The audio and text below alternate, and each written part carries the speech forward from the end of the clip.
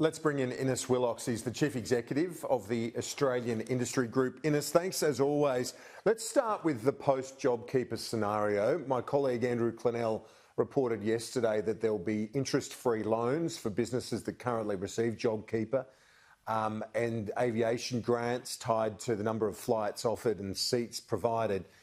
What do you want to see in that environment when JobKeeper expires at the end of the month?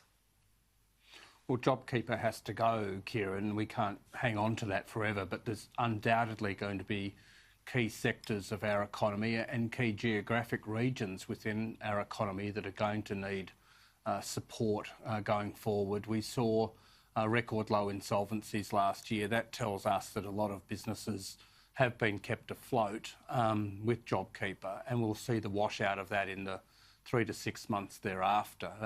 Tourism is obviously an area, tourism-related activities, education, accommodation, they've all been impacted, but there are also many smaller businesses that are in their supply chains that have been impacted. So one example is a member of ours which provides airport parking. They were telling me last week they ran through most of last year at 2% of their normal income bookings.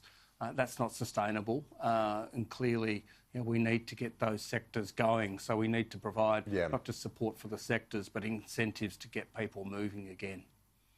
Andrew Clennell spoke of this investment, basically a cliff in terms of support between March and July. One government source saying there's no point propping up businesses which are not going to make it anyway.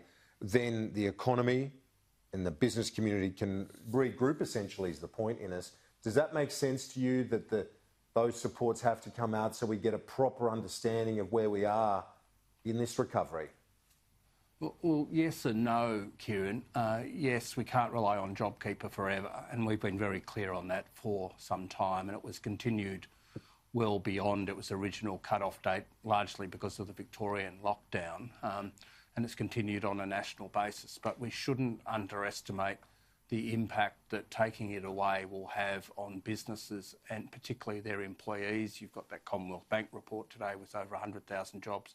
We don't really know, but we just know that the impact will be stark and it will be felt very sharply. And that's why you do have that period between the end of JobKeeper and the end of the financial year with the budget in the middle, which is going to be crucial to providing confidence. What you don't want is that the momentum we've built up, the quite stunning return that we've seen across our economy, suddenly have the brakes slammed on because you do take away all of those supports immediately. That's why targeted assistance announced as quickly as possible and targeted supports announced as quickly as possible are going to be crucial here to confidence and to know that businesses do have, in many cases or some cases, more time to try to recover. While big parts of our economy have recovered well, there are still significant parts that are struggling and will continue to struggle. One of the other supports that we already know about, I mean, the Prime Minister spoke about it today, Ines, was this boost for new apprenticeships, 70,000 this year. Are you encouraged by this as well in terms of support for the apprenticeship and trainee sector? Oh, absolutely. This is a terrific announcement from the government. It's something that we had been calling for in our budget submission, and since the success of this program has been outstanding, and we've seen what had been a collapse in apprenticeships and a fear that up to 50% of young people aged between 15 and 24 would be neither in jobs nor education. This sort of program has encouraged businesses who had, unfortunately, when COVID hit, one of the first things you do is to cut your training budget and to look to save costs, and apprentices and young people bore the brunt of that. This program has sort of worked a treat, and we've been calling for it to continue. The fact is, Kieran, if we don't get our young people back into the workplace quickly, they will languish, and we need to find ways and supports to get them back into the workplace. This is a measure that has worked very well, and for it to be continued is incredibly encouraging. It's important in our regions, especially where we need to get our young people working, and these sort of measures are really important. Those who are without skills are going to be the ones who will get left behind as we emerge from COVID, and so to build our skill base is crucial.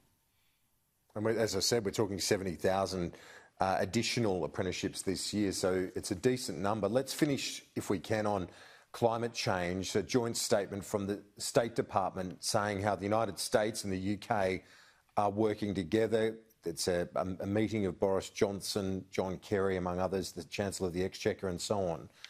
But basically just stating the reality, I think, of what a lot of investors in the business community have known for some time. This is where this international pressure is right now.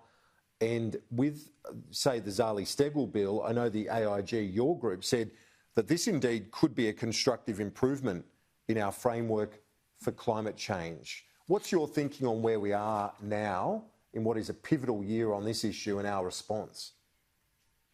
Well, Kieran, we said right back in the middle of last year that when we rebuild our economy out of COVID, we need to keep climate policy at the front of our minds. And that's because, as you just said, we know exactly where business is going. Business has been running ahead of the political process now for the last 5 or 6 years on this issue. We can see where it's going. We can see what investors and shareholders are demanding. And that's what business is trying to address in a transitional way through to 2050. I mean, you saw BlueScope 2 weeks ago announce a group executive for climate change as part of their leadership team. That tells you that's just one of many indications that businesses are now really fully on board and are tackling this subject. The Prime Minister is going to see Joe Biden quite a few times this year and John Kerry as well, Boris Johnson. We can see it through the trade talks that are occurring with the EU and the UK. That Australia has to move in this direction. The Zali-Steggall bill, unlikely to get passed in Parliament, but it still provides a really strong framework for a discussion about how we advance the conversation in Australia, which had been bogged down for a long time. But you can see it's moving. The question now is how it moves, how much reliance we place on technology, and how we manage the inevitable transition that is already occurring within business. That's why it's a very important marking point in this conversation. And as you said, those trade talks as well on the UK and EU rest in a big part on this stuff. Oh, absolutely. We don't want, and business does not want to get caught out here with Australia being punished for being laggards. And as traders, we're a trading nation. 1 in 5 jobs depends on trade. We do not want Australia to get caught behind in these conversations. And that's why it's encouraging to see, quite frankly, the government is moving. Some say crab walking, but it is moving towards meeting that 2050 objective one way or another. The big losers here, if we don't move, are going to be our businesses and our workers who will get cut out of key markets or will get punished for playing in those markets. And that's what we need to avoid. Ines Willox, Chief Executive at the AIG, thanks as always. Thanks, Kieran. Take care.